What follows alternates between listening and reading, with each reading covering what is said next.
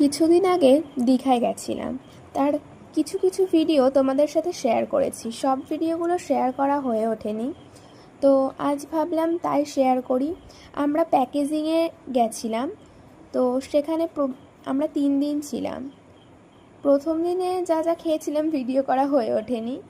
দ্বিতীয় দিনে সকালে ছিল লুচি আর ছোলার ডাল,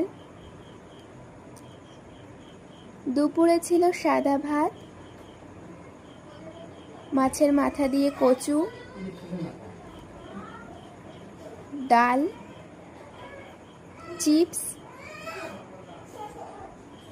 আর ছিল ইলিশ মাছ। রাতে শরীরটা একটু খারাপই লাগছিল, তাই মা রুমেই নিয়ে এসেছিল খাবারটা।